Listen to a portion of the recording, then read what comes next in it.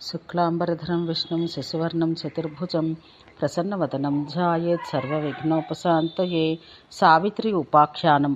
సూతుడు ఋషులకిట్లు చెప్పెను. అనంతరం అమిత విక్రముడగు మనురాజు పతివ్రతల మహత్యం తత్సంబంధిని అగు కథను తెలుపమని దేవేశుడగు మత్స్యుని ఇట్లడిగెను. పతివ్రతలలో శ్రేష్ఠ ఎవరో? ఏ పతివ్రత మృత్యువును జయించెను? ఏ పతివ్రత నామాన్ని నరులు సదా కీర్తించదగును? సర్వపాపక్షయ కర్మకు ఈ విషయం నాకు తెలుపుము అనగా మత్స్యుడిట్లు చెప్పెను. ధర్మరాజు కూడా పతివ్రతలకు స్త్రీలకు ప్రతికూలం ఆచరించడు. ధర్మజ్ఞ, అతనికి కూడా వారు పూజ్యులే. ఈ విషయాన నీకు పాప ప్రణాశనమును, స్త్రీ తన భర్తను మృత్యుపాశం నుండి విడిపించిన తీరును తెలుపని అగు కథను తెలుపుదును. పూర్వం మద్రదేశం నందు శాకల వంశాన అశ్వపతి అని రాజు ఉండెను. అతడు అపుత్రుడై సంతాపమందుచు పుత్రార్థి అయి సర్వకామ ప్రదాయనియో ద్విజులచే రక్షించబడినదయో అగో సావిత్రిని ఆరాధించెను. 100 మంది సర్వులచే 10 మాసముల పాటు తెల్లని ఆవలతో ఆమెని ఉద్దేశించి యజించిన తర్వాత ఒక చతుర్థి తిథి నాడు ఆమె రాజుకు సాక్షాత్కరించెను. రాజన్, నీవు నాకు భక్తుడవై ఉంటివి. నీకు ఉత్తమయగు పుత్రుని ఇత్తును. ఇట్లా నా ప్రసాదం చేయబడిన పుత్రుని నీవు పొందగలవు. ప్రతుడగు ఆ రాజుతో ఈ మాత్రం చెప్పి, ఓ మనుచక్రవర్తి, ఆ దేవి మెరుపువలే అదృశ్యమయ్యను. ఆ రాజుకు మాలతి అను పతివ్రతయగు పత్ని ఉండెను. ఆమె రూపమున సావిత్రీదేవిని పోలు సుతను కనెను. సావిత్రిచే ప్రీతితో ఇయ్యబడిన సుత ఆమె వలె రూపవతి అగుట ఉచితమే కదా. అందుకే ఈమె పేరు సావిత్రి అగుగా కాని నృపతి విప్రులతో అనెను. వారును ఆమె పేరు సావిత్రి అని అంగీకరించిరి.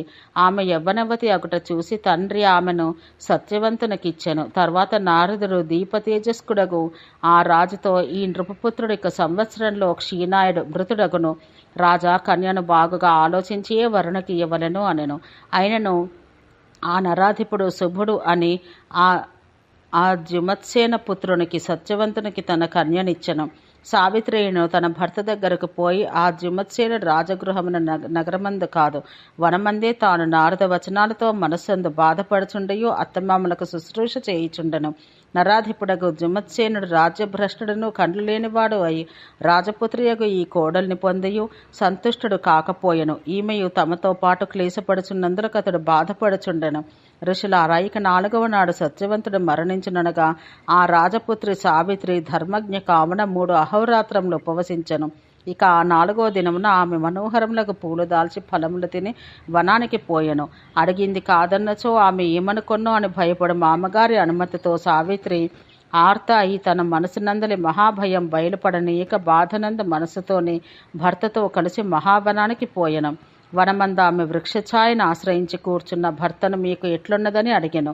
నృవీరుడగు అతడును వనమందుండి శ్రమనందిన పంకజ పత్రనేత్రయగు ఆ రాజపుత్రుని ఆమెకు వనమందలి వృక్షములను చూపుచూ ఓదార్చుచు మనసుకు ఉల్లాసం కలిగించెను. సత్యవంతుడు ఇట్లు పలికెను. ఈ వనమందు పక్షులతో వ్యాప్తమును నయనములకును ముక్కులకును సుఖకరమును వసంత ఋతువందు ఆనందవర్ధకము అగు మనోహరమై తీయమామిడి చెట్టును చూడము. విశాలలోచన, ఇందు ఎర్రదనం కలదియు చక్కగా పూచినదియు అగు ఈ అశోక వృక్షాన్ని చూడగా వసంతుడు నన్ను చూసి నవ్వుచున్నాడేమో అన్నట్లున్నది. దక్షిణ భావం కలదానా, ఈ దక్షిణ దిశ ఎందు ప్రజ్వలించు అగ్నితో సమాన కాంతి గల పూచిన మోదుగలతో రమ్యమగు ఈ వనస్థలిని చూడము. సువాసన కల పూలవాసనతో నిండినది. వనశ్రేణి నుండి వెలువడినది అగు వాయువు మనపై దాక్షిణ్యం చూపుచూ శ్రమ పోగొట్టుచున్నది. విశాల నేత్ర, ఈ పడమటి దిశలో చక్కగా పూచిన కర్ణికార వృక్షాలతో మనోహరమగు ఈ వనశ్రేణి బంగారుతో అలంకరించబడినట్లు ప్రకాశిస్తున్నది. అతి ముక్తలతా సమూహాలతో ఆక్రమించబడిన మార్గం కలదై ఈ వనస్థలి మనోహర సర్వాంగి కుసుమ సమూహంతో అలంకరించబడినదో అన్నట్లు కనబడుతున్నది. తేనె త్రావి మత్తెక్కిన 9 జుంకారమన మిషతో కాముడు హింసాదృష్టితో ఈ దగ్గరలో నుండి చాపమును ఎక్కుపెట్టి లాగుచున్నాడో అన్నట్లున్నది. పండ్ల రసమును ఆస్వాదించుటచే ప్రకాశించి నోరుగల గండు కోయిలల నాదంతో నిండిన ఈ వనస్థలి అందమైన తిలక వృక్షములు కదలగుటచే అందమగు తిలకంతో అలంకృతమగు నిన్ను పోలి ఉన్నది. మామిడి కొమ్మ కొనపై ఈ కోకిల పుష్పమంజరుల పరాగంతో పింజర తెలుపు ఎరుపు కలిసిన వర్ణం కలదై ఉండియు ఉత్తమ వంశాన పుట్టినవాడు తన కార్యములతో వలె ఇది తన కూతలతో తాను ఇది అని స్పష్టంగా తెలియచున్నది. 9 పుష్పరేణువులు వడల నిండా పులమికొన్న తన ప్రియురాల్ని వెంటనంటచూ జుంకారం చేయుచూ పువ్వుకు తిరుగుచున్నది. మామిడి చెట్టున పువ్వులు చాలా ఉన్నను పడుచు గండుకోయిల తన ప్రియురాలు ముక్కుతో పొడిచిన మామిడి పువ్వుగుత్తినే ఆస్వాదిస్తున్నది. ఆ చెట్టు కొనపై మగకాకి ప్రసవించి తన శిశువును రెక్కలతో కప్పిపెట్టుకుని ఉన్న తన ప్రియురాల్ని తన ముక్కు కొనతో స్పృశించి ఆదరిస్తున్నది. కామపరవశమగు పడుచు కపింజల పోయి తన ప్రియురాలితో కూడి భూభాగాన్ని చేరి ఆహారం కూడా తినకున్నది. కలవింక పక్షి ప్రియురాలి ఒడిలో చేరి ఆమెను మాటిమాటికి ఆనంద పెడుతూ కాముకులను రెచ్చగొడుతున్నది. ఈ చిలుక తన ప్రియతో కూడి రెమ్మపై కూర్చుండి తన బరువుతో ఆ రెమ్మ వంగచుండ అవ్యక్తమును మధురమోగు పలుకులు పలుకుతున్నది. ఇదిగో అడవిలో ఇటు చూడము, సింహం మాంసాన్ని ఆస్వాదించి తృప్తినంది నిద్రిస్తున్నది. దాని ప్రియురాలు తన ప్రియుని కాళ్ళ నడుమ పడుకొని ఉన్నది. పర్వత కందరపు నడుమ చూడము, పులి దంపతులు ఉన్నవి. వాని కన్నుల వెలుగులో గుహ చీలెనో అన్నట్టు కనబడుతున్నది. ఇదిగో ఈ చిరుతపులి మాటిమాటికి నాలుక కొనతో తన ప్రియను నాకుచున్నది.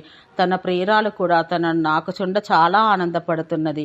ఈ ఆడుకోతి తన తొడపై తలపెట్టుకుని మైమరిచి నిద్రిస్తున్న మగకోతి పేలు తీసివేయుచు తన ప్రియునికి హాయి గొలుపుచున్నది. నేలపై వెలకిలా పండుకొని ఉన్న ఆడపిల్లికి నొప్పి కలగకుండగానే దాన్ని తన గోళ్లతో దంతాలతో నొక్కుచున్నది. ఈ ఆడు మగ చెవుల పిల్లలు తమ కాళ్ళ నడుమ ఒడలు ముడుచుకొని నిద్రించుచుండా అవి కనబడకున్నను వాటి చెవులను బట్టి మాత్రం అవి ఇవి అని తెలియచున్నది. కామాతురమగు ఈ మగ ఏనుగు తామర పూలతో నిండిన సరస్సందు తన ప్రియురాలికి తామర తూడులు తునుకలు తినుటకు అందించుచు ఆదరించుచున్నది. ఆడు అడవి పంది తన పిల్లలు తన వెంట వచ్చుచుండ తన ప్రియుని అనుసరించుచు అందమగ ముట్టెతో త్రవ్వి ఎత్తిన ముస్తెలను తినుచున్నది. దృఢదేహ సంధుల కల అడవిదున్న ఇదిగో ఈ అడవిలో బురద నిండిన ఒడలితో నుండినదై ఎంతో ఆసక్తితోనూ పొగరుగాను తన ప్రియురాలు పరిగెత్తిపోవుచున్నను దాని వెంటనంటి పోవుచున్నది. మనోహరాంగి కుతూహలంతో తన వైపు చూచు నన్నను నా భార్యనగు నిన్నును ఈ సారంగం చూచుచున్నది. నీవు కూడా గట్టిగా చూచినచో బెదురునేమో. నీవు దాన్ని నీ కడగంట చూడము, ఇటు చూడము. ఆడు రోహి మృగము వెనుక కాలితో తన మొగమును గోకికొనుచున్నది. అదే సమయంలో అది తన హృదయమందుల స్నేహార్ద్ర భావంతో తన కొమ్ముకొనతో తన భర్తను దగ్గరకు లాక్కొనుచున్నది. నడవక కదలక కూర్చున్న చెమరీ మృగాన్ని త్వరగా చూడము.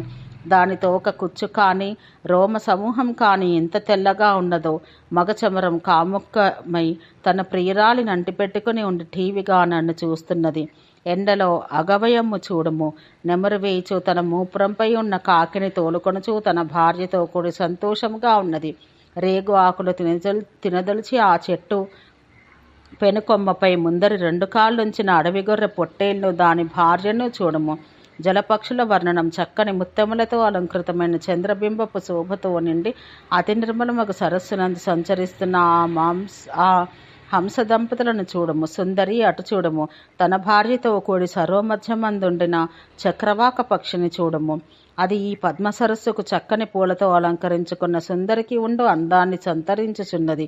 సరియే కాని సుందరి, ఇంతవరకు నేను పండ్లు ప్రోవు చేయగా నీవు పూలు సేకరించుతివి, కానీ కాష్టములు ప్రోవు చేయుట కాలేదు. ఇప్పుడిక ఆ పని చేయుదును. భామిని, నీవంతలో ఒక క్షణకాలం ఈ సరస్తటమందలి చెట్టు నీడను ఆశ్రయించి విశ్రాంతి తీసుకొనుచు నా కొరకు ఎదురుచూచుచూ ఉండము. అంతలో నేను వత్తునన్న సత్యవంతుని మాటలు విని సావిత్రి, సరే నీవు చెప్పినట్లే చేయుదును, కానిమ్ము ప్రియా, నీవు మాత్రం నా దృష్టిపథం నుండి దూరంగా పోవలదు. ఈ కారడవిలో నాకు భయమగును అనెను. అంతటా సత్యవంతుడును ఆ రాజపుత్రకి దూరం కాకుండగానే ఆ సరస్సుకు దగ్గరలోనే అడవిలో కట్టెలు సేకరించసాగెను. కానీ ఆమె మాత్రం తన పతి మరణించినట్లే తలచెను. ఓం శాంతి శాంతి శాంతి.